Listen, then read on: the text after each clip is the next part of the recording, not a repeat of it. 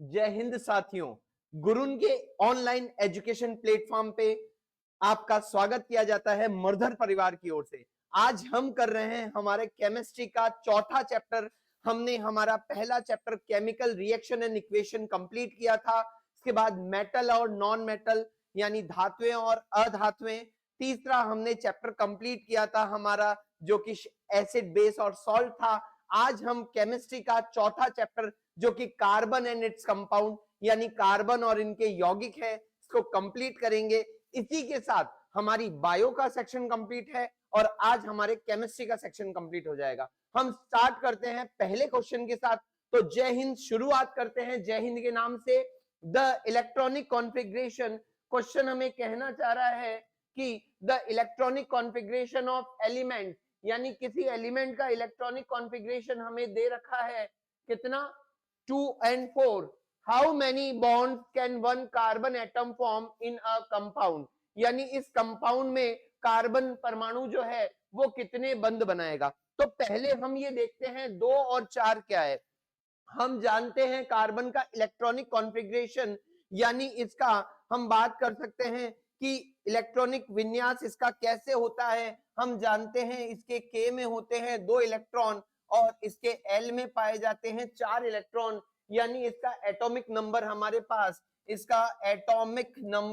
पास, यानी इसका परमाणुीय नंबर हमारे पास कितना होता है, 6 होता है। इसी कारण ये K में 2 चले गए, L में 4 चले जाते हैं। अब हमसे पूछा गया है ये कितने बंध बनाएगा। हमने देखा था कि L में ज्यादा से ज्यादा कितने इलेक्ट्रॉन आ सकते हैं, 8 इलेक्ट्रॉन आ सकते हैं। और प्रत्येक परमाणु, हर एटम क्या चाहता है कि उसके बाह्यतम कोश में, उसके एक्सटर्नल शेल के अंदर कितने इलेक्ट्रॉन हो जाए, 8 इलेक्ट्रॉन हो जाए। यानी ये अपने पास 4 इलेक्ट्रॉन और लेने को करेगा। और इसी तरीके से ये कार्बन अपने पास 4 बॉन्ड बनाता है। और कौन से बॉन्ड बनाता है, कोऑर्डिनेशन बॉन्ड यानी सहसंयोजक बंध के साथ, जिसमें इलेक्ट्रॉन्स की क्या करता है, ये शेयरिंग करता है। देखिए इसका राइट आंसर हो जाएगा 4। चलते हैं नेक्स्ट क्वेश्चन की तरफ। नेक्स्ट क्वेश्चन कहना चाह रहा है the following chemical reaction shows the addition of chlorine to methane, यानी क्लोरीन की मेथेन के साथ एक अभिक्रिया हो रही है in the presence of sunlight. तो हमें ये रिएक्शन दे रखा है, हमें कह रखा है, देखिए इसके अंदर ये 2 है, हमें ये कह रहा है कि CH4 है, इसकी रिएक्शन Cl2 के साथ हो रही है। और किसकी प्रेजेंस में हो रही है, सनलाइट की प्रेजेंस में, यानी सूर्य के प्रकाश की उपस्थिति में यह अभिक्रिया हो रही है। हमसे पूछना चाह रहा है इसमें क्या बनेगा। देखिए ये इस तरह से टूट जाएगा Cl और Cl में, और इसी तरीके से यहाँ पर हमारे पास CH3 और एक तरफ हमारे पास H+ आ जाएगा। तो देखिए ये किस तरीके से हमारे पास बनाएगा, ये Cl एक इस H+ के साथ जाकर क्या बना लेगा, HCl बना लेगा। और दूसरी तरफ ये हमारे पास CH3 इस Cl के साथ जुड़ जाएगा, तो ये बना लेगा CH3Cl का फॉर्मेशन हमारे पास कर देगा, यानी CH3Cl का फॉर्मेशन कर देगा। तो राइट आंसर हमारा हो जाएगा B, CH3Cl प्लस HCl का फॉर्मेशन हमारे पास हो जाएगा। बात करते हैं नेक्स्ट क्वेश्चन की। हमारा ये उद्देश्य है कम समय में ज्यादा से ज्यादा क्वेश्चन को हम करें, क्योंकि यही क्वेश्चन हमें क्वेश्चन पेपर में मिलेंगे जब हमारा बोर्ड का एग्जाम होगा। तो उस समय हम बिना समय गंवाए जल्दी से इसका आंसर कर पाएंगे और पूरे में से पूरे अंक प्राप्त कर पाएंगे, यानी full out of full marks हम गेन कर पाएंगे। नेक्स्ट क्वेश्चन कह रहा है, तो लाइक कर दीजिए इस सेशन को, शेयर कर दीजिए अपने दोस्तों के साथ, जिससे हम सभी ज्यादा से ज्यादा शेयर होकर और ज्यादा से ज्यादा नंबर लाएंगे। 100 आउट ऑफ 100 हमारा एम है कि हम साइंस में कवर करेंगे marks. A carbon compound contain 2 atom of carbon, यानी ऐसा कार्बन है जो यानी क्या कहना चाह रहा है, एक कार्बन यौगिक में कार्बन के 2 परमाणु हैं। A carbon compound contain 2 atom of carbon, carbon के 2 एटम हैं। Which name should the carbon compound bear, यानी इसका क्या नाम होना चाहिए। जब हमने नोमेनक्लेचर पढ़ा था, यानी हमने कार्बन के नामांकरण को पढ़ा था, किस तरह कार्बन का नामांकरण होता है, तो हमने देखा था जब कार्बन का नंबर 1 होता है तो हम इसे CH4 यानी मैथेन कहते हैं, और जब वो 4 हाइड्रोजन के साथ जुड़ता है इसे मैथेन कहते हैं। इसे हम मार्श गैस भी कहते हैं, मार्श गैस। क्योंकि ये दलदली जगह पे मिलती है। बात करते हैं, जब हमने कहा था हमारे पास 2 कार्बन होते हैं तो हमारा होता है एथेन, जिसे हम C2H6 के नाम से जानते हैं। जब अगर इसमें सिंगल बॉन्ड प्रेजेंट होंगे, यानी इसकी स्ट्रक्चर कुछ हमारे पास ऐसी होगी जिसके अंदर सारे हमारे पास सिंगल बॉन्ड से बंधे हुए हाइड्रोजन प्रेजेंट होंगे। बात करते हैं तो हमारा राइट आंसर 2 कार्बन है, इसलिए क्या हो जाएगा, एथेन हो जाएगा। तो बात करते हैं 3 कार्बन वाले को हम क्या कहते हैं, पीछे एन लग रहा है, मीन सारे के सारे बॉन्ड सिंगल हैं। तो इसका जो फॉर्मूला अगर हम बात करें तो इसका सीधा सा फॉर्मूला हमारे पास हो जाएगा 3 कार्बन और एन लगा है, इसलिए सीधे सीधे सिंगल बॉन्ड। जब सिंगल बॉन्ड है और हम बात करते हैं इसको हाइड्रोजन जब कैरी कर रहे हैं तो हमारे पास सभी जगह हाइड्रोजन प्रेजेंट हो जाएंगे और इस चेन का नाम हमारे पास क्या हो जाएगा, 3 कार्बन है इसलिए प्रो और सिंगल बॉन्ड है इसलिए एन। जब हम बात करते हैं ब्यूटेन की, तो ब्यूटेन का मतलब हमारे पास ब्यूट यानी 4, ब्यूट यानी ब्यूट का मतलब हमने पढ़ा था 4 और एन का मतलब सिंगल बॉन्ड, यानी हमारे पास इसकी कार्बन की सारी वैलेंसी को फिल करने के लिए कौन होंगे, हाइड्रोजन होंगे। और इसका फॉर्मूला हमारे पास कुछ इस तरीके से बनेगा। हमसे क्वेश्चन में पूछा गया है 2 कार्बन के बारे में और सिंगल बॉन्ड है, हमारा आंसर एथेन होगा। बात करते हैं नेक्स्ट क्वेश्चन की तरफ। नेक्स्ट क्वेश्चन हमें कहना चाह रहा है the following chemical reaction shows the addition of chlorine gas. Chlorine gas का एडिशन हो रहा है इसके अंदर और to the hydrogen the presence of sunlight. Sunlight की प्रेजेंस में ये हो रहा है कि हमारे पास CHCl3 था, इसके साथ जब क्लोरीन जुड़ता है सनलाइट में तो CCl4 कार्बन टेट्रा क्लोराइड, इसका नाम क्या होता है हमारे पास, कार्बन हम कह सकते हैं टेट्रा क्लोराइड होता है। और ये क्या कर रहा है, इसके साथ HCl यानी हाइड्रोक्लोरिक अम्ल है, जब ये जुड़ रहा है तो क्या हो रहा है, यह ऑप्शन पढ़ लेते हैं। It adds hydrogen to compound, ये यौगिक हाइड्रोजन जोड़ता है। It add the oxygen atom to the compound, क्या ये ऑक्सीजन जोड़ता है। It substitute hydrogen atom from its compound, क्या ये हाइड्रोजन आयनों को विस्थापित करता है। It break the double triple bond, तो इसमें डबल ट्रिपल बॉन्ड वाली हमने बात ही नहीं देखी, हमारा राइट आंसर हो जाएगा सी। सी क्या कहना चाह रहा है, ये हाइड्रोजन आयन को सब्स्टिट्यूट कर रहा है। देखिए यहाँ का हाइड्रोजन इस Cl को लेकर HCl बना लेगा और ये एक Cl मिलकर CCl4 का फॉर्मेशन हमारे कर देगा। बात करते हैं नेक्स्ट क्वेश्चन की तरफ। नेक्स्ट क्वेश्चन हमें कहना चाह रहा है विच of the following is molecular formula of cyclobutane, यानी साइक्लोब्यूटेन। हम बात करते हैं ब्यूटेन, ब्यूट यानी हम बात करते हैं 4 कार्बन और साइक्लो है, इस वजह से ये कैसा है, पूरी तरह कंपाउंड एक दूसरे से जुड़ा हुआ है। ये हमारे पास साइक्लोब्यूटेन की स्ट्रक्चर होगी। हम जानते हैं एक कार्बन 4 बॉन्ड बनाता है, 1 2 3 4, 1 2 3 4, 1 2 3 4 और इसी तरह 1 2 3 4, यानी सब जगह अगर हम हाइड्रोजन लगा दें तो इसका कुछ हमारे पास फॉर्मूला इस तरह से बन रहा है। देखिए 4 कार्बन है, 1 2 3 4 5 6 7 8 हाइड्रोजन है, राइट आंसर हमारा हो जाएगा इसी तरीके से C4H8। अगर हमसे पूछ ले तो साइक्लोपेंटेन, बिल्कुल सीधी सी स्ट्रक्चर हो जाएगी, आप साइक्लोपेंटेन को बना सकते हैं। साइक्लोपेंटेन 1 2 3 4 5 आप इजीली इसको बना सकते हैं। चलते हैं नेक्स्ट क्वेश्चन की तरफ। तो आपसे किसी भी प्रकार में साइक्लोप्रोपेन, साइक्लोब्यूटेन, साइक्लोपेंटेन या साइक्लोहेक्सेन पूछा जा सकता है, एक क्वेश्चन से आप इसे समझ सकते हैं। बात करें अ student studies that a soap molecule has 2 and, एक सोप मॉलिक्यूल के 2 एंड होते हैं। इसमें हमने देखा था मिसेल का फॉर्मेशन होता है, हम जानते हैं बीच में ऑयल थे और बाहर की तरफ हमारे क्या थे, वाटर। को हाइड्रोफिलिक एंड जो था वो कहाँ पे था, बाहर की तरफ था, जबकि हमारा जो हाइड्रोफोबिक एंड था, जो हाइड्रोफोबिक एंड था वो अंदर की तरफ था। और कुछ ऐसी स्ट्रक्चर आपने बुक में भी देखी होगी और क्लास में भी इसको समझा होगा। तो हम जानते हैं बीच में ये हमारे ऑयल पार्टिकल है, यहाँ हमारा हाइड्रोफिलिक एंड था, हाइड्रोफिलिक एंड यानी हम जानते हैं जल रागी सिरा था। और इसी तरह अंदर वाला जो कार्बनिक भाग था वो हाइड्रोफोबिक था, हाइड्रोफोबिक था, यानी हम बात कर सकते हैं जल विरागी था। तो हमसे यही पूछना चाह रहा है क्वेश्चन में, a student studies that soap molecule has two end, बिल्कुल दो एंड होते हैं, एक हाइड्रोफिलिक एंड और एक हाइड्रोफोबिक एंड। अब जानते हैं which is an ionic and and the other the carbon chain, which option contain interaction of soap molecule, यानी इनमें से कौन सा सही है। पहला option ionic and of the soap interact with oil, क्या आयनिक एंड करता है? नहीं, आयनिक एंड तो वाटर से जुड़ेगा। The closest end of soap interact with oil, नहीं। Carbonic chain end of the soap interact with oil, बिल्कुल सही, जो कार्बनिक एंड होता है वही क्या होता है हमारा हाइड्रोफोबिक एंड होता है।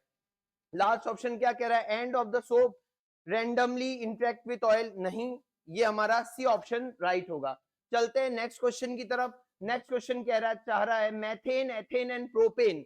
डियर स्टूडेंट्स, मैथेन, एथेन और प्रोपेन हम जानते हैं सिंगल बॉन्ड के बारे में बात हो रही है, are said to be homologous series. अब होमोलोगस सीरीज जब हम इसे देखते हैं मैथेन तो हमारे पास हो जाता है CH4, जब हम एथेन के बारे में बात करते हैं तो हमारे पास C2H6 हो जाएगा। इसी तरीके से जब हम बात करते हैं प्रोपेन के बारे में तो प्रोपेन हमारे पास C3 और H8 हो जाएगा। तो देखिए ये कैसे हुआ, तो ये हमारे पास होता है एल्केन्स होते हैं, जो हमारे पास जो ये एल्केन्स होते हैं, इन एल्केन्स का फॉर्मूला होता है CnH2n+2 होता है। और इसी तरीके से जब हमसे ये कहना चाह रहा है कि इसके अंदर होमोलोगस सीरीज बन रही है, तो होमोलोगस सीरीज क्यों बन रही है, क्योंकि इनका डिफरेंस कितना आ रहा है, इनका डिफरेंस CH2 का डिफरेंस आ रहा है। देख लीजिए इस चेन से इस चेन में जब हम गए तो एक कार्बन बढ़ गया, साथ ही दो हाइड्रोजन बढ़ गए।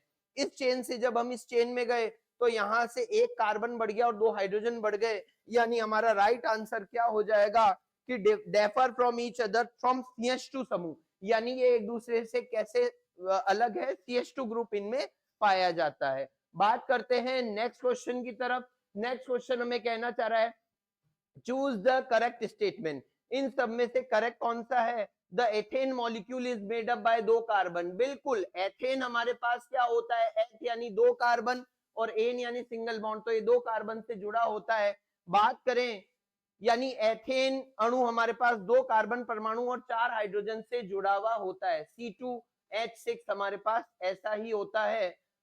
इन सॉरी बेटा, इन के बारे में कहा गया है, इन यानी डबल बॉन्ड, यानी C2H4 के बारे में कहा गया है, क्योंकि इन का जो फॉर्मूला होता है वो क्या होता है, CnH2n होता है। बात करते हैं each carbon atom share 3 electrons with hydrogen atom, यानी प्रत्येक कार्बन परमाणु तीन हाइड्रोजन परमाणु के साथ तीन इलेक्ट्रॉन साझा करके, तीन इलेक्ट्रॉन को साझा करके तो क्या बनेगा, तीन ही हाइड्रोजन बंद बनाएगा। अगर तीन का इलेक्ट्रॉन का साझा कर रहा है, क्या कहना चाह रहा है, यानी तीन इलेक्ट्रॉन का साझा करेगा तो तीन कार्बन हाइड्रोजन एकल बंध ही बनाएगा। नेक्स्ट क्वेश्चन कहना चाह नेक्स्ट पॉइंट कहना चाह रहा है द इन एथेन, यानी बेटा सिंगल बॉन्ड के बारे में बात कर रहा है, सिंगल बॉन्ड यानी C2 और हमारे पास H6 के बारे में बात करना चाह रहा है। ये कहना चाह रहा है कार्बन कार्बन एकल बंध से जुड़े होते हैं और इलेक्ट्रॉनों की साझेदारी करते हैं, बिल्कुल सही, एकल बंध हमारे पास क्या लगता है, एन लगता है। तो सभी ऑप्शन इसके अंदर दिए गए हैं जो सही हैं।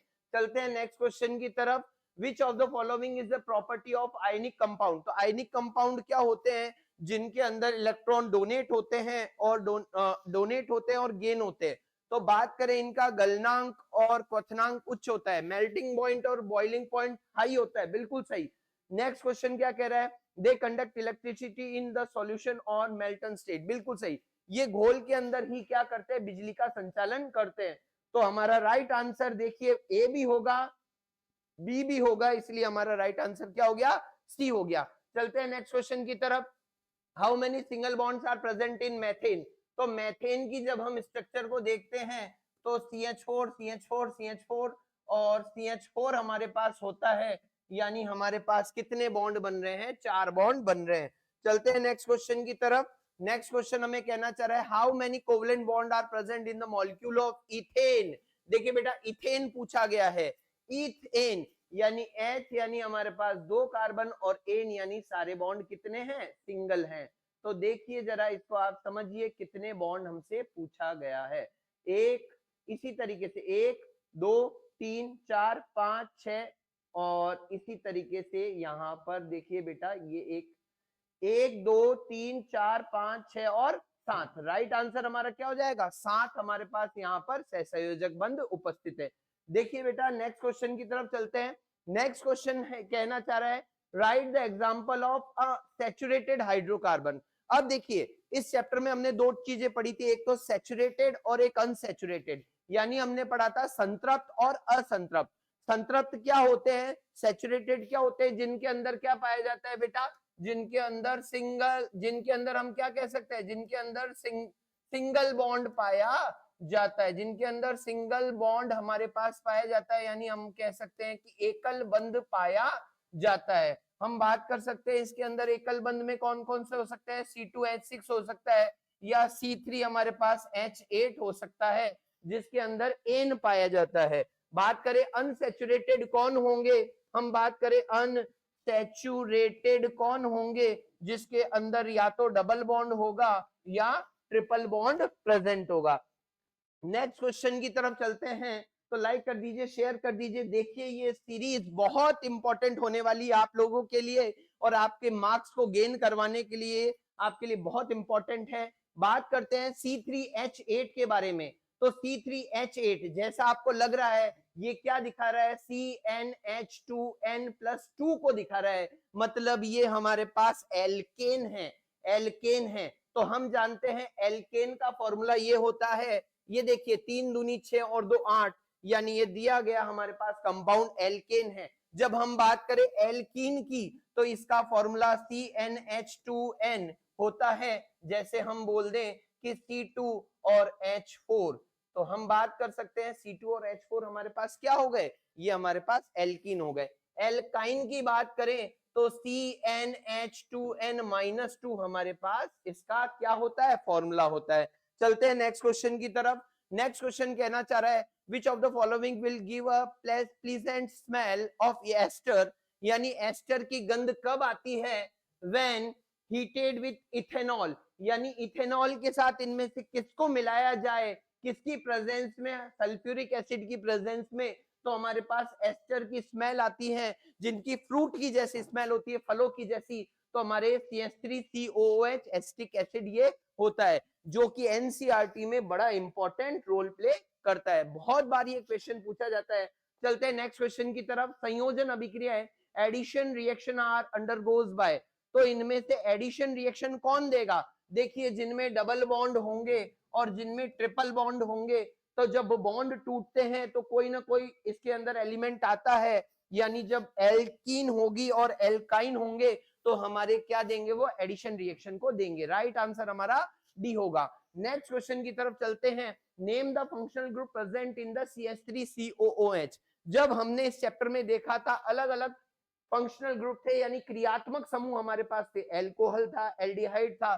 तो देखिए CH3C डबल बॉन्ड O और CH3 हमने इसे देखा था, ये क्या था? पहचानिए, ये क्या था? कीटोन था। बात करते हैं एल्कोहल के लिए, हम बात कर सकते हैं ROH इसका समूह होता है। नेक्स्ट क्वेश्चन की तरफ चलते हैं। नेक्स्ट क्वेश्चन हमारे फिल इन द ब्लैंक्स हैं। देखते हैं dash is a versatile element. कौन सा ऐसा वर्सेटाइल एलिमेंट है to form all living organism, जो सारे लिविंग ऑर्गेनिज्म में होता है? Many of the things we use. तो हमारा क्या हो जाएगा? कार्बन, जो ये चैप्टर का नाम है। बात करते हैं नेक्स्ट क्वेश्चन की तरफ। नेक्स्ट क्वेश्चन हमें क्या कहना चाह रहा है? Covalent bond are formed by the electron between two elements. दो एलिमेंट्स के बीच में कोवलेंट यानी सहसंयोजक बंध बनता है। तो जब भी सहसंयोजक बंध बनता है इलेक्ट्रॉन्स की शेयरिंग होती है, यानी इलेक्ट्रॉन्स का साझा होता है, और हमारा कार्बन जो है ये सहसंयोजक बंध ही बनाता है, ताकि दोनों स्थायित्व को प्राप्त कर सके, आवरण को पूरी तरह भर सके। Covalent bond are formed by the dash of electrons, by the sharing of electrons. क्या आ जाएगा? शेयरिंग, यानी इलेक्ट्रॉन्स का क्या करते हैं बेटा? साझा करते हैं। नेक्स्ट क्वेश्चन क्या कहना चाह रहा है? The unsaturated hydrocarbon which contain one or more than double bond। देखिए जब अनसैचुरेटेड एसिड्स क्या होते हैं? अनसैचुरेटेड हाइड्रोकार्बन क्या होते हैं? जिसके अंदर डबल बॉन्ड होते हैं या ट्रिपल बॉन्ड। पूछा जा रहा है डबल बॉन्ड के बारे में, तो ये कौन होते हैं? ये हमारे एल्कीन होते हैं जिसके अंदर डबल बॉन्ड पाए जाते हैं। जब अगर ट्रिपल बॉन्ड पूछ लिया जाए तो एल्काइन होंगे। नेक्स्ट क्वेश्चन क्या कहना चाह रहा है, the general formula of alkynes, alkyne का CnH2n-2। बात करते हैं group of organic compound having similar structure and similar chemical properties which the successive compound differ from CH2 group। यानी अभी हमने देखा था एक सजातीय श्रेणी जिसे हमने क्या कहा था, होमोलोगस सीरीज, होमोलोगस सीरीज। इसके अंदर क्या था, जैसे मेथेनॉल, एथेनॉल, प्रोपेनॉल, ब्यूटेनॉल, सब में क्या था, CH2 का डिफरेंस था। बात करते हैं dash is a sweet smelling substance. अभी अभी हमने देखा था जो एस्टर्स बनते हैं, जो हमारे एसिटिक एसिड और एथिल अल्कोहल के फॉर्मेशन से बनते हैं इन द प्रेजेंस ऑफ H2SO4, तो इनकी कैसी गंध होती है, मीठी गंध होती है। जो हमारे ये एस्टर्स होते हैं इनकी गंध फ्रूट की जैसी होती है। एस्टर्स इसका एग्जाम्पल्स होगा। तो इसी तरीके से आज का सेशन यहीं खत्म करते हैं और अब हम नेक्स्ट क्लास के लिए नेक्स्ट टीचर के पास चलेंगे जो हमें full out of full marks gain करवाएंगे। जय हिंद साथियों। जय हिंद प्यारे बच्चों। आज का वीडियो स्टार्ट करते हैं प्रोबेबिलिटी टॉपिक के साथ। आप सभी का वेलकम है गुरुन 4.0 रिलोडेड में, जिसका टारगेट है आप सभी के नंबर 100 आउट ऑफ 100 दिलाना। तो अब मैथ सब्जेक्ट में 100 आउट ऑफ 100 नंबर दिलवाने के लिए मैं संजना शर्मा आज क्वेश्चन लेके आई हूँ आपके लिए प्रोबेबिलिटी के, यानी कि प्रायिकता के। इस प्रायिकता क्वेश्चन के हम प्रैक्टिस करेंगे जिससे आपके MCQ based fill in the blanks पे बेस्ड क्वेश्चन आते हैं। उस टॉपिक को स्टार्ट करने से पहले कुछ एक बेसिक नॉलेज देखेंगे हम प्रोबेबिलिटी की, कि प्रोबेबिलिटी से क्वेश्चन कैसे निकालते हैं, प्रोबेबिलिटी का फॉर्मूला क्या होता है, प्रोबेबिलिटी के आंसर कहाँ-कहाँ हो सकते हैं, प्रोबेबिलिटी का आंसर किससे किसके बीच में आ सकता है। तो इस सब की नॉलेज लेते हुए हम ये क्वेश्चन स्टार्ट करेंगे।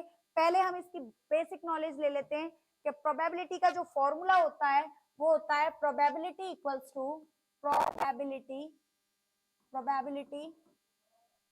होता है total outcomes upon total number. यानी कि किसी चीज के आने की संभावना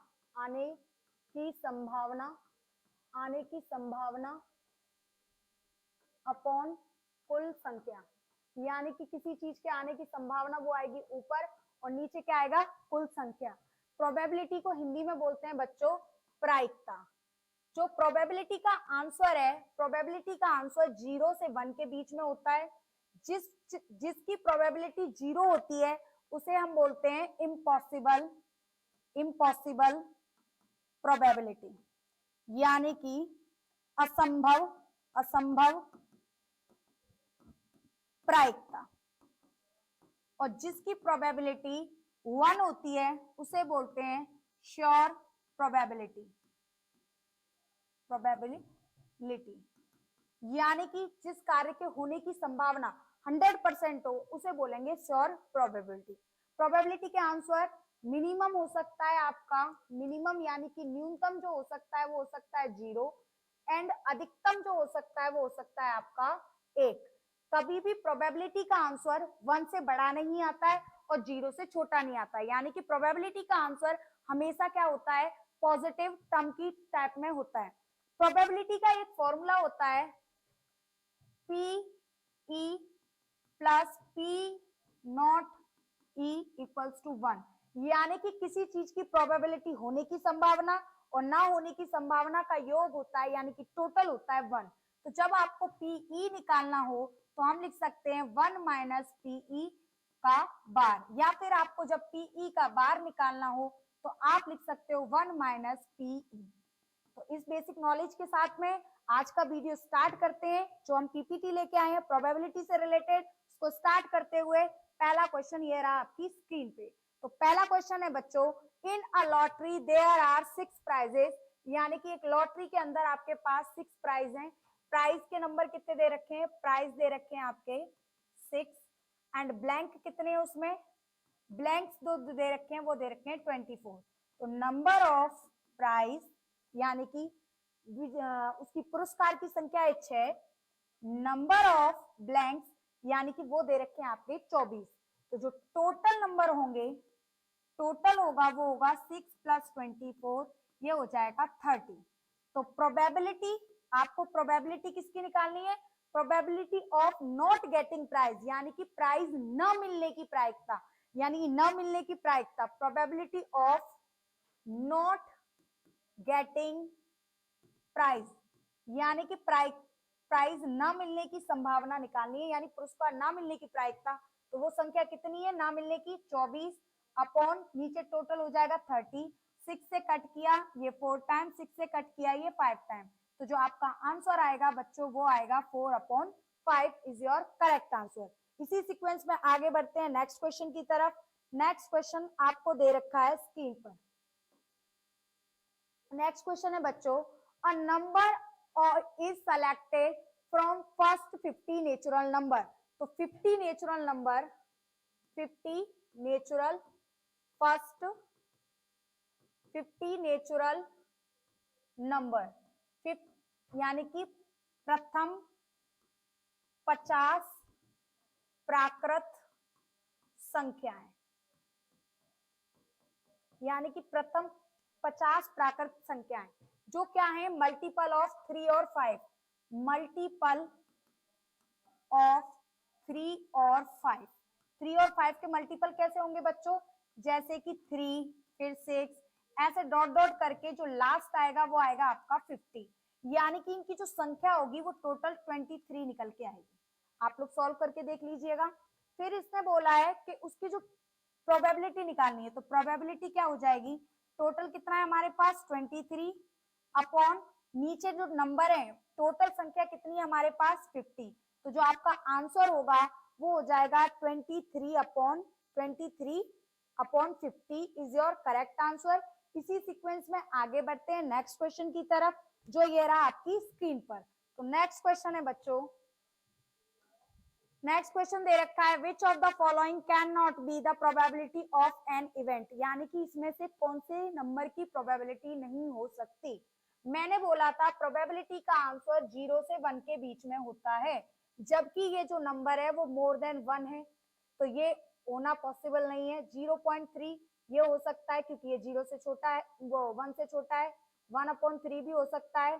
33% को लिख सकते हैं 33/100, ये भी पॉसिबल है। तो जो आपका आंसर है, यानी कि जो प्रोबेबिलिटी पॉसिबल नहीं है, यानी कि जिस चीज की प्रायिकता निकालना संभव नहीं है, वो है आपका answer option A. Option A यानी कि ए, यानी कि किसी भी नंबर की प्रोबेबिलिटी 1 से बड़ी नहीं हो सकती। इस सीक्वेंस में आगे बढ़ते हैं नेक्स्ट क्वेश्चन की तरफ। नेक्स्ट क्वेश्चन ये रहा आपकी स्क्रीन पर। 2 coins are tossed together, the probability of getting most one head is, यानी कि एट मोस्ट 1 हेड निकालना है। तो जब टोटल निकालेंगे तो कॉइन को हम टॉस करेंगे, हेड टेल और हेड टेल का मल्टीप्लाई किया, हेड टेल और हेड टेल का मल्टीप्लाई किया तो ये हुआ H H, H T, T H and T T. तो जो टोटल नंबर आए वो कितने आए आपके? 4। ठीक है, आउटकम्स कितने होंगे? आउटकम्स हो जाएंगे ऐसे नंबर, इसने बोला है एट मोस्ट। एट मोस्ट का मतलब होता है बच्चों ज्यादा से ज्यादा, ज्यादा से ज्यादा एक, यानी कि ज्यादा से ज्यादा एक चलेगा, यानी कि 2 0 हो सकते हैं, 0 पॉसिबल है, 1 भी पॉसिबल है, बट 2 नहीं हो सकता। उसका रीजन है, उसने बोला है एट मोस्ट 1 हेड। तो एट मोस्ट 1 हेड के जो आउटकम हो जाएंगे, नंबर ऑफ आउटकम्स आ जाएंगे आपके, कितने आएंगे? 1 हेड इसमें है, 1 हेड इसमें है और इसमें तो है ही नहीं, तो वो हो जाएगा 3। तो probability of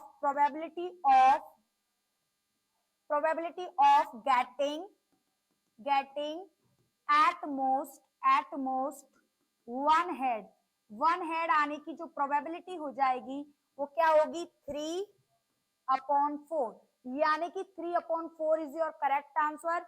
option D is your correct answer. इसी सीक्वेंस में आगे बढ़ते हैं नेक्स्ट क्वेश्चन की तरफ, जो ये रहा आपकी स्क्रीन पर।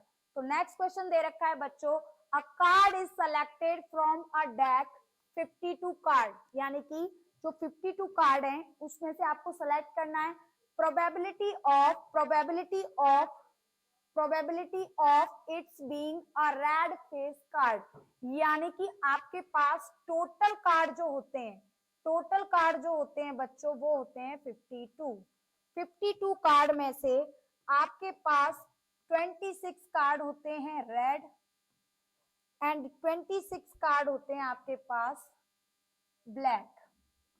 ओके, ब्लैक कार्ड के अंदर जो होते हैं वो कार्ड होते हैं, एक तो होता है आपका ये और एक होता है ये। एंड रेड कार्ड जो होते हैं वो होते हैं आपका, एक होता है हार्ट और एक होता है डायमंड। ये भी 13 है, ये भी 13, ये भी 13 एंड ये भी 13।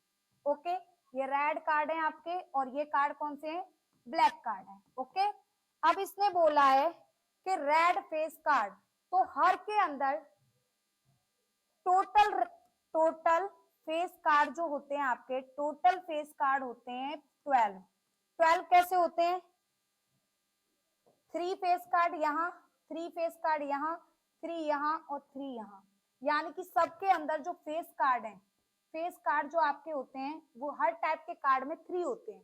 तो यहाँ बोला है रेड फेस कार्ड, तो हम ये लिखेंगे red face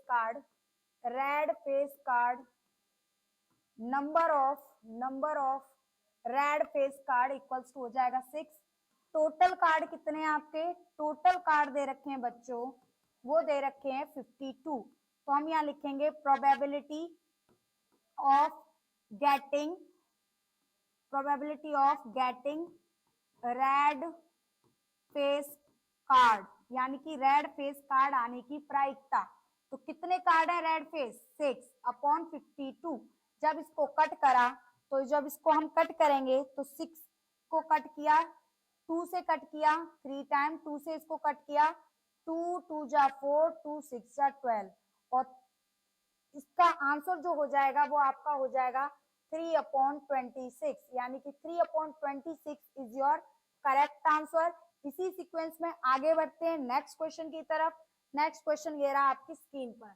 a bag contain 8 red 2 black and 5 white ball, यानी कि एक बैग के अंदर आपकी रेड बॉल है 8, ब्लैक बॉल है आपकी 2 एंड व्हाइट बॉल है आपकी 5। ओके बच्चों, तो जो टोटल बॉल जो हो जाएंगी आपकी, टोटल बॉल जो होंगी वो होंगी 8 + 2 + 5, तो ये आ जाएगा 15।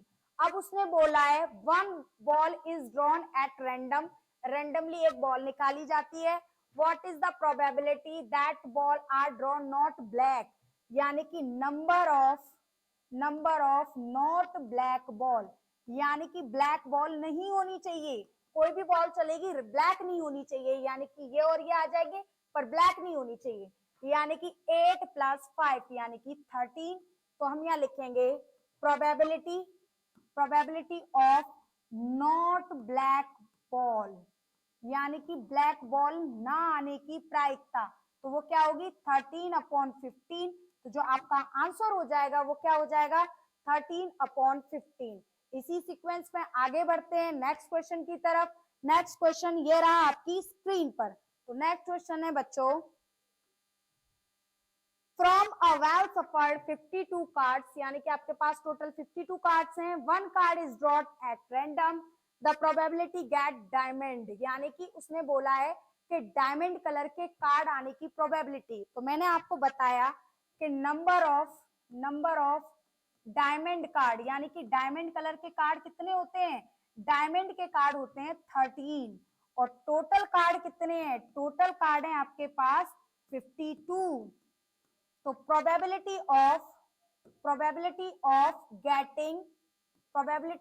गेटिंग डायमंड कार्ड, यानी डायमंड कार्ड आने की प्रोबेबिलिटी निकालनी है। तो हम यहाँ लिखेंगे डायमंड कार्ड।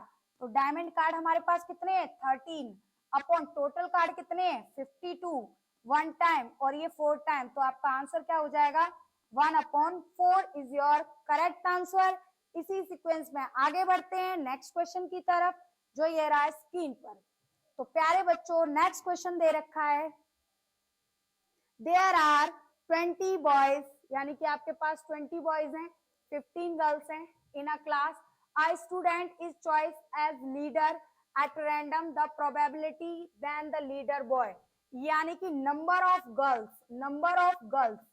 कितनी है आपके पास, number of girls है 15, number of boys आपको दे रखे हैं बच्चों 20, टोटल स्टूडेंट यानी कि टोटल स्टूडेंट के जो नंबर दे रखे हैं आपको वो हो जाएंगे 15 प्लस 20 यानी कि 35। तो इसने बोला है प्रोबेबिलिटी निकालनी है कि लीडर बॉय होना चाहिए, तो हम लिखेंगे probability of that the leader is a boy, यानी कि लीडर लड़का हो उसकी प्रोबेबिलिटी। तो लड़के कितने अपने पास 20 अपॉन 35 उसके टोटल नंबर है, 5 से कट किया 4 टाइम, 5 से कट किया 7 टाइम, यानी 4 अपॉन 7 आपका क्या आ जाएगा आंसर। तो 4 अपॉन 7 यानी option A is your correct answer. इसी सीक्वेंस पे आगे बढ़ते हैं नेक्स्ट क्वेश्चन की तरफ जो ये रहा स्क्रीन पर।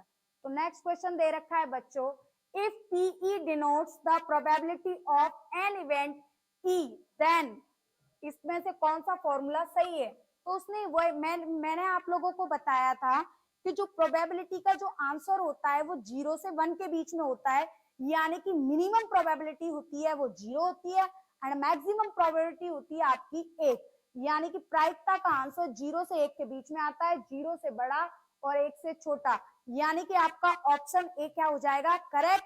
तो इसी सीक्वेंस में आगे बढ़ते हैं 100 आउट ऑफ 100 लाने के लिए नेक्स्ट क्वेश्चन की तरफ जो ये रहा आपकी स्क्रीन पर।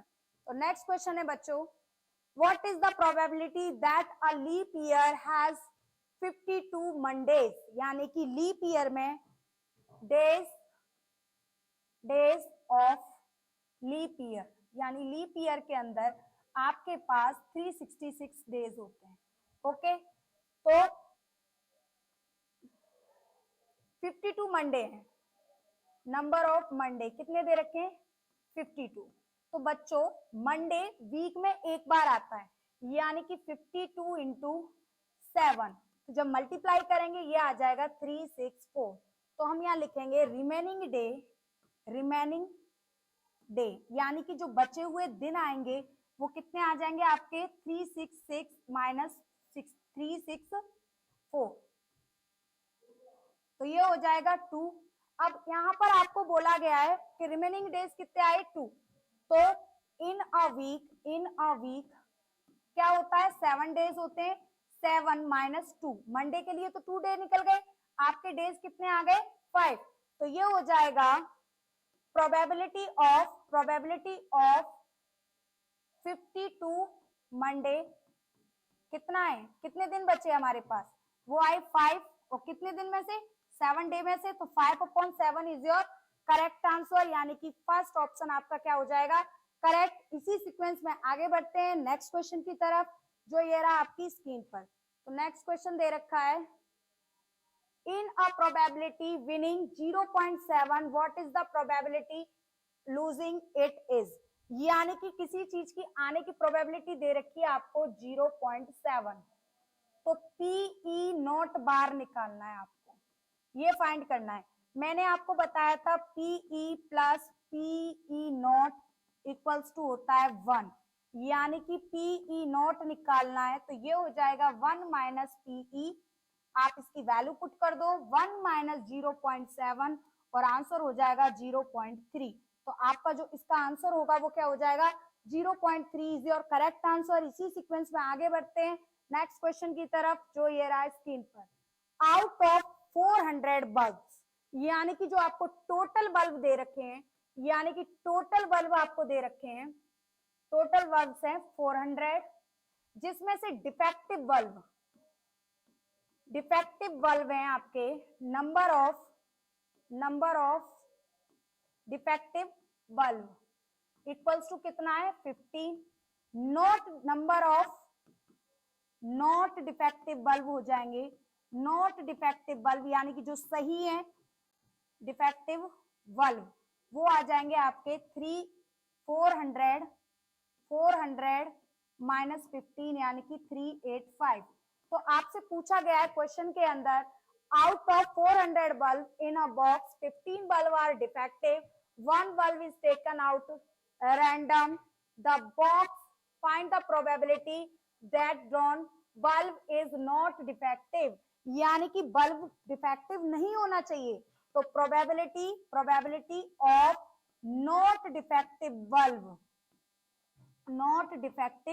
बल्ब यानी कि बल्ब के सही होने की प्रोबेबिलिटी हो जाएगी। सही बल्ब कितने हैं 385 अपॉन 400। जब इसको कट किया 5 से, ये 5 से कट हुआ तो 5 8 जा 40, तो ये आ गया 80 टाइम। 5 से इसको कट किया, 5 7 जा 35, 3 बचा, 5 7 जा 35, यानी 77 upon 80 is your correct answer. यहीं पर आपकी आज की पीपीटी कंप्लीट होती है। हम लोगों ने आज प्रोबेबिलिटी से रिलेटेड बहुत सारी प्रैक्टिस करी, किस किस टाइप के क्वेश्चन आपके प्रोबेबिलिटी के बनते हैं, हमने सारी प्रैक्टिस करी है। आप लोगों को ये वीडियो अच्छे से देखना है, वीडियो को लाइक करना है, चैनल को सब्सक्राइब करना है और वीडियो को अपने फ्रेंड के साथ शेयर करना है। फिर उसको देखने के बाद में आपको ये एनालाइज करना है कि कितने क्वेश्चन राइट हो रहे हैं, कितने रॉन्ग। जिस टाइप के क्वेश्चन आपके रॉन्ग हो रहे हैं, उस टाइप के क्वेश्चंस को आपको और ज्यादा प्रैक्टिस करनी है। इस वीडियो को आज हम यही कंप्लीट करते हैं। अब इस वीडियो को कंटिन्यू करने के लिए आपके पास आपकी जो क्लास लेने के लिए आ रहे हैं वो ललित जी सर, जो आपको साइंस पढ़ाएंगे। इसी टाइप से वीडियो को देखते हुए कंटिन्यू आपका जो टारगेट है 100 आउट ऑफ 100 नंबर्स लाने के टारगेट को कंप्लीट करना है। तो आज के लिए थैंक यू, बाय बाय। जय हिंद साथियों, मैं यशपाल सिंह सिसोदिया। कैसे हो आप सब? मजे में? खुश रहिए, स्वस्थ रहिए और ऐसे ही आनंद उठाते रहिए। मैं आप लोगों के लिए लेके आया हूँ एक नया कॉन्सेप्ट। आपके सामने ज्योग्राफी की क्लास चलेगी। आप एसएसटी की लास्ट बुक ज्योग्राफी है और उसके अंदर मैं आपके यहाँ पर लेके आया हूँ lesson number 1 resources and development, संसाधन और विकास। तो इस लेसन से भी आपके एमसीक्यू क्वेश्चन पढ़ने वाले हैं। बस आप लोगों से मैं ये चाहता हूं, जल्दी से जल्दी लाइक कीजिए, जल्दी से जल्दी कमेंट कीजिए। कैसी लग रही है आपको क्लास? क्या है आपका आगे का मोटिव? क्या है आप हमें आगे के डाउट देने वाले, क्या बताने वाले हो, क्या पूछने वाले हो और किस प्रकार से आप बोर्ड का एग्जाम जो है वो उसका प्रिपरेशन कर रहे हो? तो शुरू करते हैं लेसन नंबर 1 का first question. Which soil is known as regur soil? किस मिट्टी को रेगुर मिट्टी के नाम से जाना जाता है? तो यहाँ पर रेगुर मिट्टी यानी कि ब्लैक सॉइल। तो ब्लैक सॉइल आपके स्क्रीन बोर्ड पर नजर आ रही होगी। यहाँ सी ऑप्शन ब्लैक सॉइल यहाँ पर राइट जाती है। बेटा एक बात मैं आपको बताना चाहूंगा,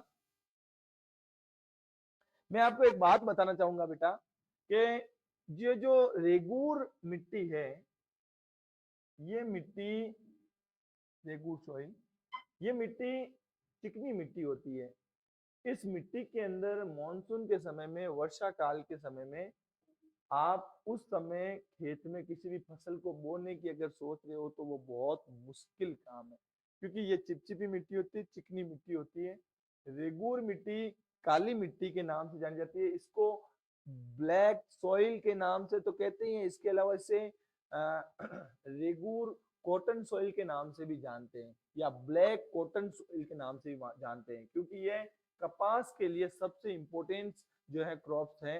तो कपास की फसल के लिए ये सॉइल जो है वो इम्पोर्टेंट है और यहाँ ब्लैक सॉइल जो है उसके नाम से भी इसको जाना जाता है।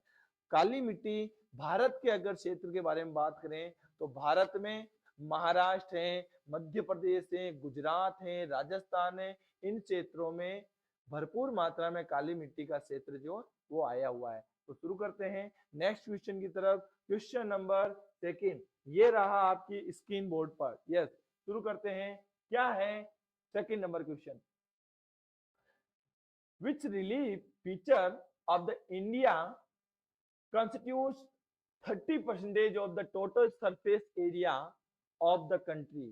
भारत की कौन सी राहत विशेषता देश की कुल सतह क्षेत्र का 30% हिस्सा बनाती है? तो शुरू करते हैं अपन इनमें से कौन सी चीज है। पहला डेजर्ट, दूसरा प्लेन मैदान, तीसरा प्लेट्यू यानी कि पठार और डी माउंटेन यानी पर्वत। तो यहाँ पर आपके सामने 4 ऑप्शन आए हुए हैं। बेटा मैं आपको बता दूं, यहाँ पर डेजर्ट वाला तो राजस्थान का एरिया आता है, तो इसके बारे में अपन को एक तरफ स्किप कर देते हैं क्योंकि ये मैदानी भूभागों में ही गिना जाता है। अब अपन यहाँ पर 3 पार्ट के रूप में भारत का लैंड एरिया जो है, टोटल लैंड एरिया वो देखते हैं। अगर माउंटेन एरिया की बात करूं तो मैं आपको बता दूं यहाँ 30% एरिया आता है, इसमें से 27% एरिया आ जाता है। और अब मैदानी भूभाग का लास्ट रहा है, वो रहा है 43%। तो अगर इन राउंड फिगर इनकी अगर टैली करें तो वो यहाँ पर आपके जाता है 100%। तो 100% यहाँ पर ये टोटल भाग आ चुका है। तो यहाँ पर ज्योग्राफिकल एरिया के बारे में बेटा आपको क्वेश्चन पूछा जा सकता है, तो इस प्रकार से आपको क्वेश्चन का आंसर जो वो रेडी रखना है। यस, नेक्स्ट स्क्रीन बोर्ड पर आपके सामने ये रहा, इसका मैंने आपको क्वेश्चन का आंसर बता दिया था, माउंटेन एरिया। यस, नेक्स्ट चलते हैं आपके स्क्रीन बोर्ड पर क्वेश्चन नंबर 3 क्या है आपके सामने इसका क्वेश्चन का answer. Which relief feature of the India constitutes about 27% of the surface area of the country। Bharat में कौन सी राज्य सुविधा देश की सतह क्षेत्र में लगभग 27% हिस्सा बनाती है। बेटा अभी मैंने आपको वो क्वेश्चन का आंसर बताया, अब आप एग्जैक्टली समझ गए होंगे कि उसका राइट आंसर क्या है। तो यहाँ पर मैंने आपको बताया माउंटेन एरिया जिसका अपन ने बोला था 30%, मैदानी भूभाग अपन ने बोला था 43%, और डेजर्ट एरिया आपने स्किप कर दिया मैदानी भूभागों में, और प्लेटिन यहाँ पर पठारी भूभाग जो है वो 27%। यहाँ पर क्वेश्चन पूछा गया 27% कौन सा एरिया है, तो यहाँ पर आपके यहाँ ये हिस्सा जो है वो राइट है। यस, नेक्स्ट स्क्रीन बोर्ड पर आपके सामने क्वेश्चन नंबर 4 ये रहा आपके स्क्रीन बोर्ड पर। शुरू करते हैं, क्या है ये question. Ravines refer to the यानी खड़ों का उल्लेख है। तो आपके सामने स्क्रीन पर 4 ऑप्शन आए हुए हैं। पैडलैंड क्रिएट एट कालू वैली यानी कुल्लू वैली यानी कुल्लू घाटी में बेडलैंड बनाया गया। बी ऑप्शन है badland create the Chambal valley, Chambal घाटी में बेडलैंड बनाया गया। C badland created the Godavari valley यानी गोदावरी घाटी के अंदर बेडलैंड बनाया गया। Wetland created the Ganga valley, Ganga के क्षेत्र में बनाया गया। बेटा आपको पता है मध्य प्रदेश से चंबल नदी हमारे राजस्थान के अंदर प्रवेश करती है, और राजस्थान के अंदर चंबल नदी का प्रवेश होता है। मध्य प्रदेश के क्षेत्र में भी है, राजस्थान के क्षेत्र में भी है, कोटा वाला क्षेत्र आता है पास में, कोटा बूंदी वाला। तो हम ये बात कर रहे हैं कि चंबल नदी जो है, उस चंबल नदी के आसपास के क्षेत्र में जो छोटी छोटी नालियां निकलती है, जो चंबल नदी के अंदर पानी इकट्ठा होता है, तो जहां से वो नदी बन रही है तो यहाँ पर खूब सारे जो नालियां मिलती है, तो ऐसे में जो नदी के पास वाला क्षेत्र है वो बीहड़ों वाला हो जाता है, और इसे वेटलैंड के नाम से जाना जाता है। बीहड़ क्षेत्र कहते हैं इसे, बीहड़ कहा जा सकता है, इसे उत्खात भूमि भी कहा जा सकता है, यानी टेढ़ी मेढ़ी भूमि। ऐसी भूमि जो नदी के पास में, ये जैसे इधर वाला जो क्षेत्र आता है ना, तो ये जो क्षेत्र आ रहा है, तो इस क्षेत्र में ये जो भूमि है वो कुछ इस प्रकार से हो जाती है, क्योंकि जब पानी बहता है तो ऐसे में ये नालियां बन जाती है, और नालियां बनने की वजह से क्या होता है, भूमि उबड़ खाबड़ हो जाती है, उत्खात हो जाती है, तो इसे बेडलैंड कहा जाता है। तो यह एरिया कौन से क्षेत्र में रहा, यहाँ पर आपका ऑप्शन आ गया badland created Chambal valley, Chambal घाटी के बेडलैंड। यस, नेक्स्ट स्क्रीन पर आपका क्वेश्चन नंबर ये रहा 5th क्वेश्चन। यस, स्टार्ट करते हैं, क्या है ये question. Which one of the following statement refer to sustainable development, यानी कि निम्नलिखित में से कौन सा कथन सतत विकास को संदर्भित करता है। यस, आपके स्क्रीन बोर्ड पर 4 ऑप्शन आपके सामने नजर आ रहे होंगे। ए ऑप्शन क्या है यहाँ पर, पहला the overall development of various resources यानी विभिन्न संसाधनों का समग्र विकास। B option the economic development of people यानी लोगों का आर्थिक विकास। डी ऑप्शन है development should take place without damaging of the environment, पर्यावरण को नुकसान पहुंचाए बिना विकास होना चाहिए। डी ऑप्शन है development that meets of the desire of the member of the committees यानी ऐसा विकास जो सभी समुदायों के सदस्यों की इच्छाओं को पूरा करता है। तो यहाँ पर मैं आपको क्वेश्चन में क्या पूछ रहा हूँ, सतत विकास क्या है, यानी कि सुस्टेनेबल डेवलपमेंट किससे कहते हैं। तो ऐसा विकास जिसमें पर्यावरण को नुकसान भी ना हो और सबका विकास हो जाए। अब केवल यहाँ पर पर्यावरण को नुकसान ना पहुंचाए बिना विकास होना चाहिए, तो यह पर्यावरण के लिए सोच रहा है। और विभिन्न संसाधनों का समग्र विकास, विकास तो हो ही जाएगा, लेकिन इससे क्या सब लोगों का विकास हो पाएगा? नहीं। तो यहाँ पर पर्यावरण का विकास भी होता रहना चाहिए। तो पर्यावरण को नुकसान पहुंचाए बिना, देखो क्या है, पर्यावरण को नुकसान पहुंचाए बिना विकास होना चाहिए। यहाँ सी ऑप्शन आपका राइट जाता है। यस। नेक्स्ट क्वेश्चन आपके स्क्रीन बोर्ड पर ये रहा 6th क्वेश्चन। क्या है क्वेश्चन, पढ़ते हैं इसको। Yes, mention the main reason of land degradation in the state like Jharkhand, Chhattisgarh and Odisha. Jharkhand, Chhattisgarh और उड़ीसा जैसे राज्यों में भूमि निम्नीकरण। भूमि निम्नीकरण का मतलब होता है जब भूमि बंजर होने लग जाती है, भूमि का सही उपयोग नहीं होता, यूज सही नहीं होता है, तो के मुख्य कारण का उल्लेख करो। छत्तीसगढ़, झारखंड, उड़ीसा के क्षेत्र में भूमि निम्नीकरण का क्या कारण है? पहला नंबर तो आपके सामने स्क्रीन पर ऑप्शन आए हैं, आप इन स्क्रीन के ऑप्शन को पढ़ो। झारखंड, छत्तीसगढ़, उड़ीसा वाले क्षेत्रों में, है ना। अब अपन ऑप्शन पढ़ते हैं। पहला, और इरिगेशन यानी अत्यधिक सिंचाई। छत्तीसगढ़ झारखंड एरिया बेटा मिनरल्स वाला एरिया है, यहाँ पर भारी मात्रा में लोहा भी मिलता है, तांबा भी मिलता है और कोयले की खदानें भी यहाँ पर आई हुई है। तो ये एरिया अन्य प्रकार के रिसोर्सेज के लिए इम्पोर्टेंट है। तो यहाँ पर आपका फर्स्ट ऑप्शन अत्यधिक सिंचाई तो नहीं जाने वाला है। हैवी रेन यहाँ पर नहीं होती है, इरिगेशन ओवर जो है वो नहीं होती है। माइनिंग, खनन, हाँ ये मान सकते हैं। छत्तीसगढ़, झारखंड, उड़ीसा के क्षेत्र में मैंने क्या बोला, यहाँ पर कॉपर और आयरन बहुत ज्यादा मात्रा में इंक्रीज हो गया, बढ़ गया है, और यहाँ इनका जो है माइनिंग बहुत ज्यादा होती है, तो इसलिए यहाँ बी ऑप्शन आपका राइट जाता है। अभी अपन नेक्स्ट इसके आगे पढ़ते हैं। ओवर ग्रेजिंग यानी अति चराई, यह भी ऑप्शन यहाँ पर राइट नहीं है। मिनरल प्रोसेसिंग यानी प्रसंस्करण करना, यानी कि उसको स्मेल्टिंग करना, स्मेल्टिंग यहाँ पर होता है मान लिया, लेकिन इससे जो है वह भूमि निम्नीकरण नहीं होती है जितनी की खनन से होती है। यस। नेक्स्ट आपके स्क्रीन बोर्ड पर क्वेश्चन नंबर 7 ये रहा आपके स्क्रीन बोर्ड पर। जल्दी से जल्दी कमेंट करो बेटा। आप लोगों से मैं जितना आप जितना कहोगे उतने क्वेश्चन के आंसर सॉल्व करेंगे, अच्छे से डाउट क्लियर करेंगे, लेकिन आप लोगों से एक ही दरख्वास्त है कि आप कमेंट करते रहिए, क्वेश्चन का आंसर देते रहिए, और गलत है सही है वो बाद की बात है। यस। सामने आपके व्हाट आर गलीज यानी नालियां क्या है? A option, deep channel create bye sweaters यानी समुद्री जल द्वारा निर्मित गहरे चैनल। नालियां क्या होती है? क्या समुद्री जल द्वारा बनी हुई जो नालियां होती है वो होती है? नहीं।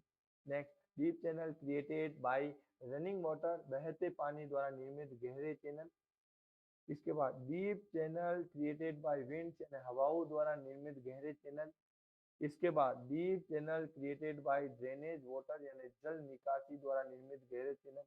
तो बेटा एक बात बताऊं मैं आपको, यहाँ नालियों का चंबल के बीहड़ से ही लिया हुआ है, या बेडलैंड जो अपन पढ़ रहे हैं ना, चंबल के जो बेडलैंड है, बीहड़ है, चंबल नदी के आसपास के क्षेत्रों में खूब सारी नालियां बन जाती है, और उन नालियों के माध्यम से वह जो भूमि मैदानी भूभाग है, जो प्लेन्स एरिया है, जो क्रॉप्स एरिया है, जो एग्रीकल्चर के लिए सबसे ज्यादा इम्पोर्टेंट एरिया है, वहां पर वो नालियों का निर्माण हो जाता है, गलीज का निर्माण हो जाता है, वहां पर बेडलैंड बन जाती है, उत्खात भूमि बन जाती है, और इस वजह से वह भूमि कृषि के लिए जो है वह बंजर हो जाती है, वह उपयोगी नहीं होती है, उसका इंपॉर्टेंस खत्म हो जाता है।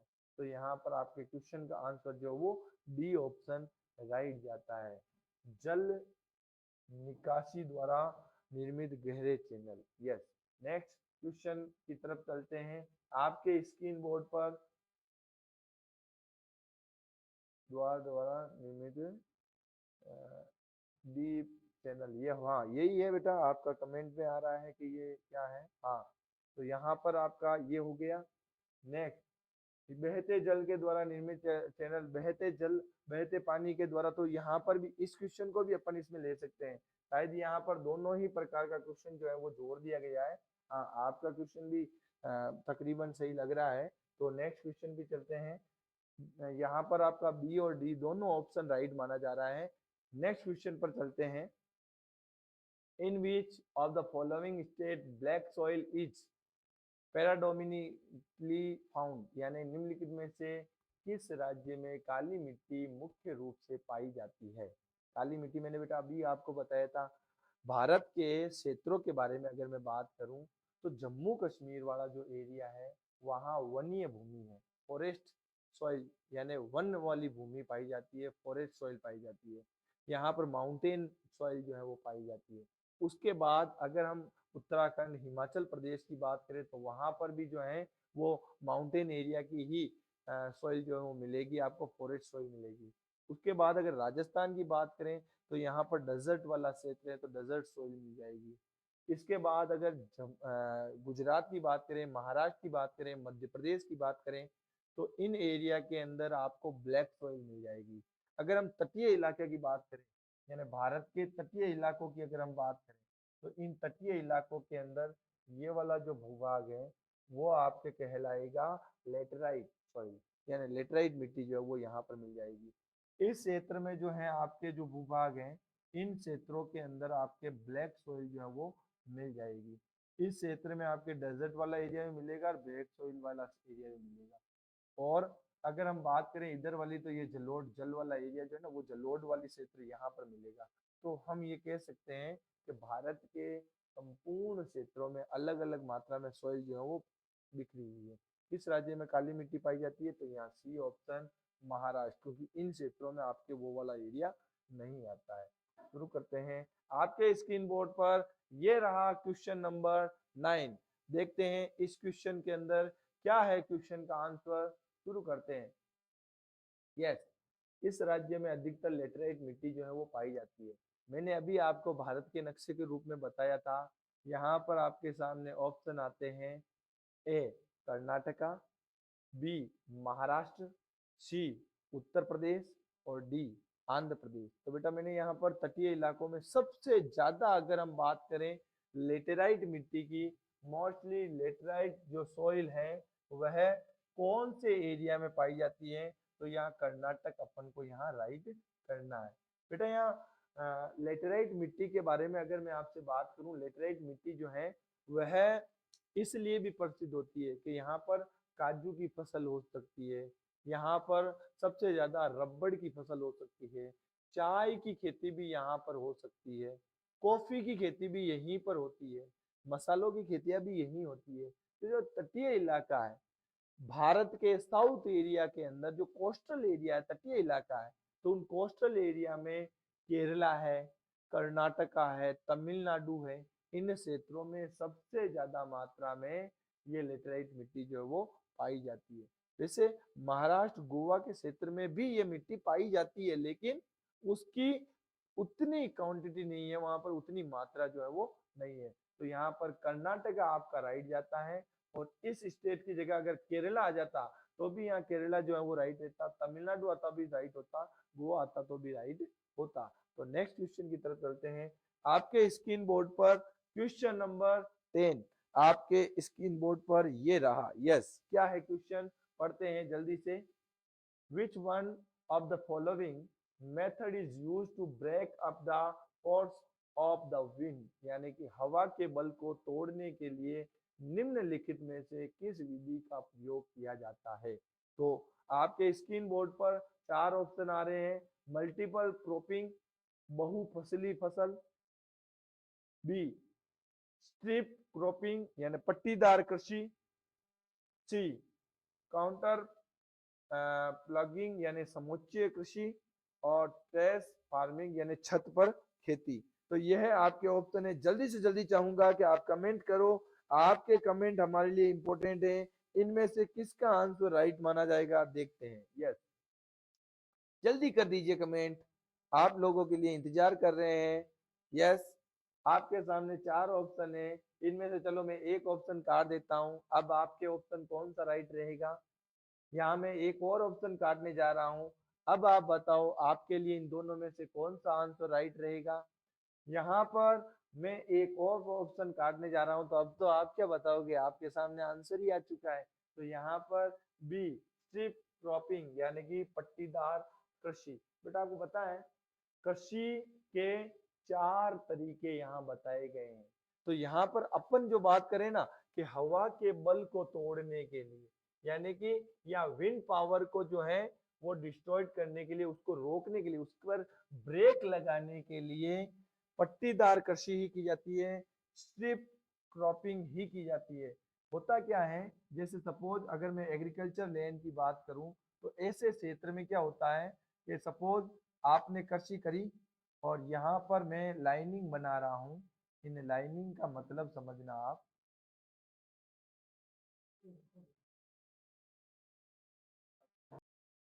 तो यहाँ पर जैसे एग्रीकल्चर लैंड के बारे में बात करें, खेतों के बारे में बात करें, तो यहाँ पर खेतों के रूप में मैंने कुछ पट्टियां बनाई हैं और इन पट्टियों को थोड़ा सा अलग करें अपन। यहाँ पर सपोज मैंने यहाँ से पट्टियां जो हैं, ये पट्टियां मैंने यहाँ पर कोई छोटी बड़ी कंटीली झाड़ियाँ रख दी या छोटे बड़े पेड़ पौधे जो हैं वो लगाना शुरू कर दिया। यहाँ पर मैंने जो है कोई जाली वगैरह लगवा दी, पेड़ पौधे लगवा दिए। तो ऐसे एरिया में हम जब ये लगा देंगे तो तेज हवा का जो जोरदार प्रेशर आएगा, उस प्रेशर को ये एरिया जो है वो रोक देगा।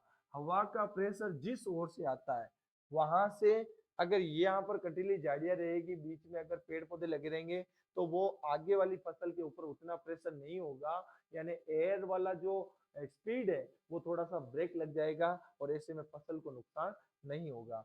ऐसे में आगे वाली पट्टी और उसके आगे वाली पट्टी, इस हिसाब से हम ये कह सकते हैं कि यह पट्टीदार कृषि जो है वो सबसे ज्यादा महत्वपूर्ण है। तो स्ट्रिप क्रॉपिंग ये मैंने आपको यहाँ पर बताया। तो ज्योग्राफी के अंदर हमने फर्स्ट लेसन पढ़ा था resources and development. First lesson आपका कंप्लीट हो चुका है। आपके स्क्रीन बोर्ड पर हमने सारे क्वेश्चन को सोल्व किया और अब हम नेक्स्ट टाइम मिलेंगे तो लेसन नंबर 2 स्टार्ट करेंगे और उस लेसन के लिए आप सबको बस एक ही दरखास्त करना चाहूंगा, पहले से प्रिपरेशन करके आइए और उन क्वेश्चनों में कौन से डाउट है वो कमेंट बॉक्स में हमें भेजिए। गुरून ऑनलाइन क्लास 4.0 रीलोडेड ये आपके लिए लगी हुई है बेटा, केवल और केवल आपके लिए लगी हुई है और इसका मेन मोटिव यही है कि आप लोगों की प्रॉब्लम का सॉल्यूशन करना। आप लोगों की किसी भी प्रकार की डाउट की अगर कोई कंडीशन है तो उसको सॉल्व करना, ये गुरून ऑनलाइन क्लास का सबसे बड़ा कार्य रहेगा। आपकी खुशी में हमारी खुशी है। मैं यशपाल सिंह सिसोदिया आपसे लेना चाहूंगा अलविदा। जय हिंद, जय भारत। खुश रहिए, स्वस्थ रहिए, मौज कीजिए।